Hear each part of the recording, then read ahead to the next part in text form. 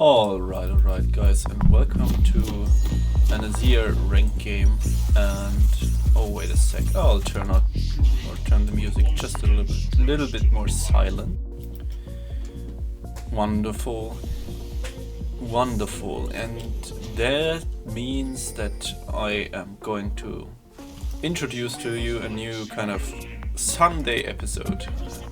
The gameplay will be released on Sunday. And since Sundays are generally where people just enjoy the day and relax, it is kind of that relaxing, kind of the 7th day in the week in which you will just hang out outside, maybe with good weather on the balcony, and enjoy a good cup of coffee or something like that. Like, that's kind of the vibe that goes with it, and that's the reason I want to do a chill gameplay myself. Sunday chill day, let's call it like that. And of course, if you want to go chill, you listen to some relaxing chill step music, house music, similar to Overwork but not as pushy, let's say. That's what is running in the background right now. And the gameplay obviously should be clean but chill. Not too try hard and not too much focus, but just a bit. A bird battle in the mid lane, Anivia versus Azir. Generally favors Azir in the lane. I mean, I guess if you listen to me, most matchups are Azir favored, so... Okay, so Rexa did those. Actually she did Raptors into red, because she would have been extremely fast if she already did Raptors after red. So she's probably here now, which means she'll most likely look for a bot side gank.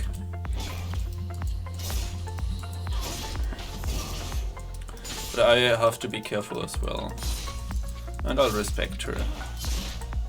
Oh, I missed a minion just to hit the mana flow stack, which can be worth, it's not too problematic. As you can see, the enemy team has like much more damage oriented team. GP and Rexa both are more damage oriented. It would have probably been worth to go Hail of Blades this game, or Electrocute, both would have made sense. I think Hail of Blades is actually pretty good against Anivia, because she's rather immobile and you can trade very often against her because her cooldowns are rather long. Make CSing hard for her under the turret, like this. Pushing Rek'Sai's top side, so I know exactly where she is. I don't have to put a ward just yet. Especially since I can't put a ward right now. Take a little bit of a good trade. 4 CS up. I'm not entirely running but yeah, I have to watch my mana, so I'll only poke with AW into mana flow band by now and play very much around bot side, where my junglers as well, so that enables me to be much more safe. That's a totally fine trade. As I run Conqueror, I can actually at some point all in her, proc her egg and kill her after the egg procs because of Conqueror. The damage in prolonged fights with Conqueror is pretty comparable to lethal tempo, which means after the egg pops she can still die.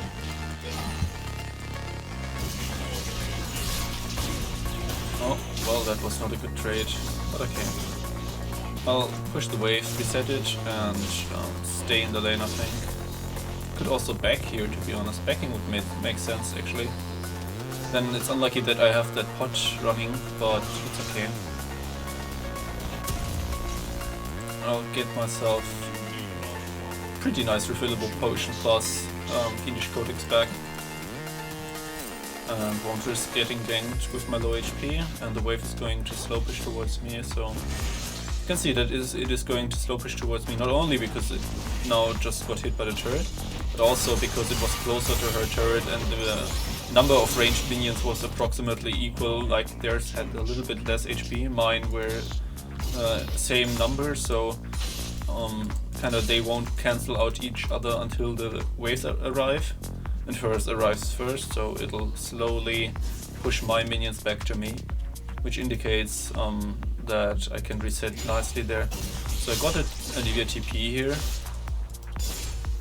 and she's running tier obviously, so you can take this kind of play.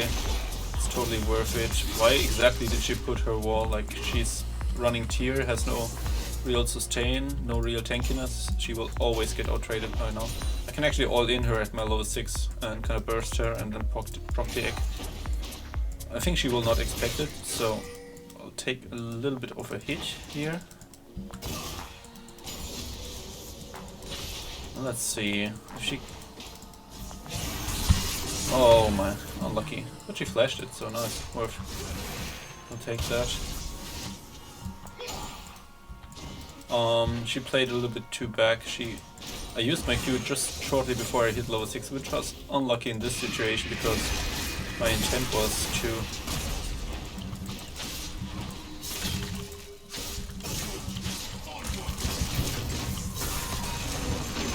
Well, she's dead. Rexer was there, which is unlucky. But it's okay. We procced the egg, she has no flash. Which is, yeah, makes the situation here pretty easy, to be honest. Actually, I tanked her R for too long. That was not nicely done by me. I could have stepped out of it very easily and been fine. It looks as though the Urgot is able to kind of bully the GP a bit. Kartus is certainly not able. Oh boy, he's gonna die, isn't he? Well, he's gonna live. Okay, nice. Rek'Sai has no R yet, so that's good. Kartus actually out-leveled her pretty nicely. That's a good thing. So she's going for the creep wave. She's gonna check this brush, isn't she? Oh, no. Is she getting something? Blue buff? Not yet. So she put a pink ward probably here. Or general ward somewhere there. She has a pushing power now, so I'll respect that just a bit. Don't know where exactly she's moving after this. Probably she's looking for the blue buff now. Put the ward here. We can probably... Botlane is doing very great, so that's happy. I'm happy about that. I'm slightly up in mid lane, so that's good too. I'll probably clear this one. Okay, we have a pink ward on Rek'Sai brush, so that's nice. She uses a lot of mana here for little value. I play towards topside because our topside is very nicely warded. Yeah, Rek'Sai is a Drake.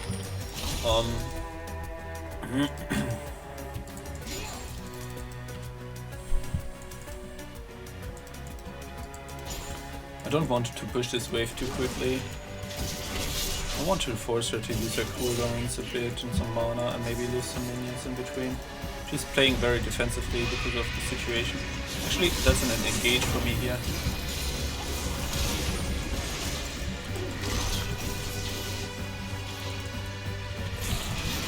Nice. That wall of her was nicely done. I actually engaged on her full commitment because I knew she has no flash.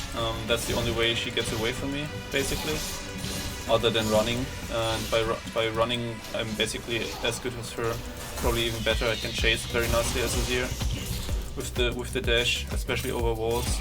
I want this turret plate, so I'll go and play towards topside after this because of botlane pings.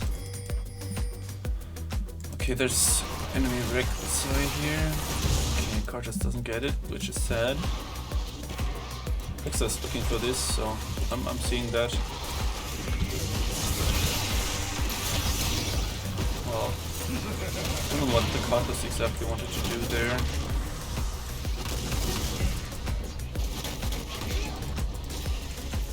So Rek'Sai flash. Yeah, lucky that Kartus finished her off, but it was kind of weird.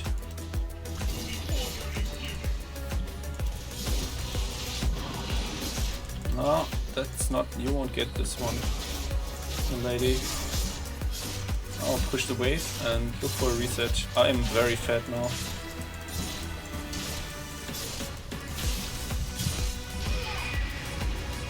That's a pretty good buy. I have completed Nashor's Tooth by here.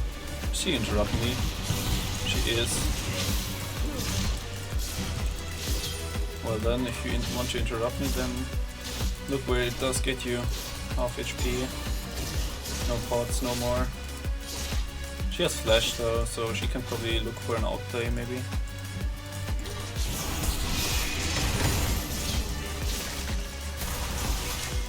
There's an egg pop. Sadly Rexa is there. I would have loved to just been fine here. And boom, sadly.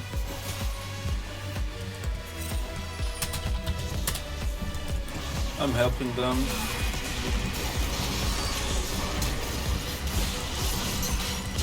That's pretty huge. Why did got the slash there though?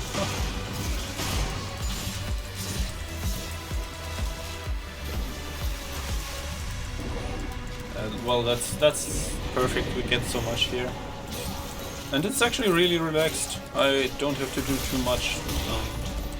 Not too crazy mechanics. Yeah, don't want to risk it. I knew I could probably TP here, so.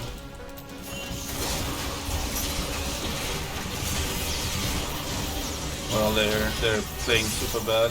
Holy shit! Actually, this game is so free. What the hell? I'll place the turret just for good sake and go reset. I've got 3k. That's so insane. Oh, Ezreal, you don't want to hit my turret just that like that. I don't want to give up the turret gold for free. It's actually 50 gold is valuable. Oh, I wanted to back. Can you let me back? Holy shit. Orgot has a 6 CS lead. Holy shit. He managed to bully GP somehow after the early Rexia ganks. So what's this? I'll go for Banshee's Veil. Banshee's Veil is very helpful in many situations in which you wanna survive. The most problematic thing, as I have already told, for Azir is the high range CCs. Those are really problematic because you are kind of close range battle mage similar to Cassiopeia. Especially when running Conqueror, you have to stay in a fight for a little bit longer in order to unleash your potential, and that forces you to be exposed to a certain degree to high range CC skill shots. Like, for example, imagine a Syndra E, which is very good against Azir. This is basically the main reason the champ is useful against Azir. Syndra E is very strong. Zillion stun, for example. Yeah, well, Anivia is kind of a thing. The Q is rather easy to dodge. But those kinds of things. A fresh hook, obviously, all kinds of hooks are good against Azir. And Banshees is the natural kind of counter to those. They're not gonna try and fight me, are they? Because I win 1v2 against those. Well, I won't connect, I won't go into a 1v3, there's no point in that. We keep the pressure. I could probably rotate towards topside, that would make sense. Probably after pushing mid lane.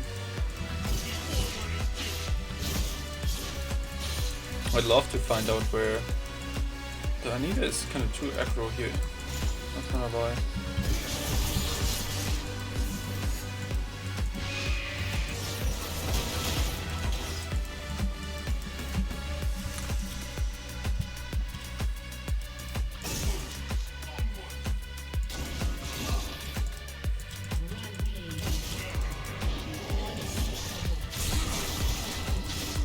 Get the blue buff before rotating top lane completely. Yeah, we snowball everywhere on the map, that's so fucking disgusting. I'll bully GP away and it's done. Oh.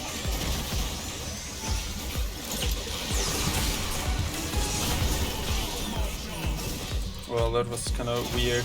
Poorly played. I didn't get my Q toward exactly on top of the GP peril, so I couldn't clear it. Oh, got R too early. It's whatever. The game seems kind of over. yeah, I guess I am lucky to have exactly what I wanted. A chill Sunday Azir gameplay. Perfect. At this point, seems like a reasonable time to ask for your opinion.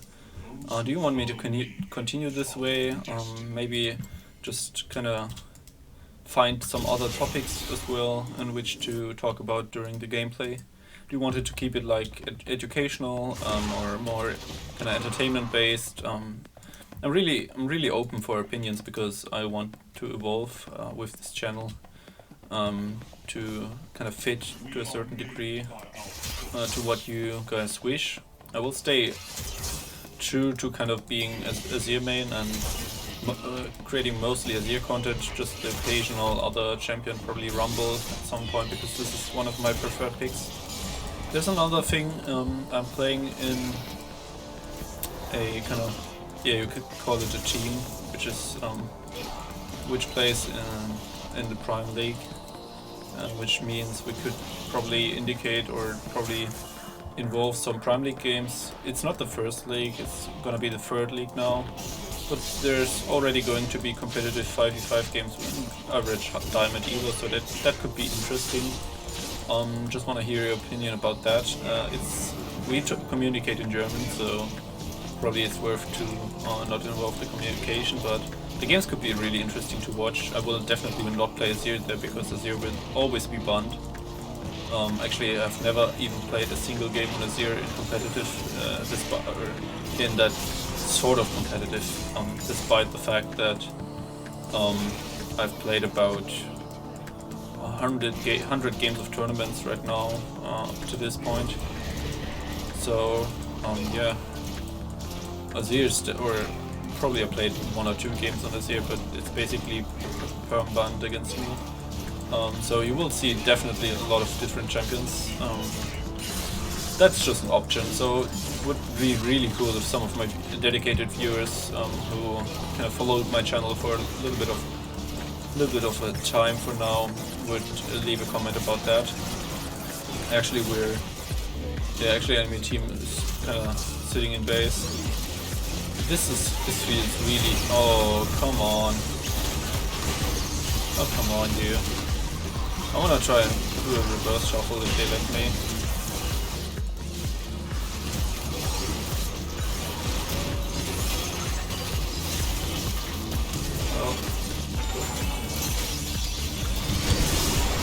Oh, I won't do a reverse shuffle just then. Oh, I guess I'll just kill them.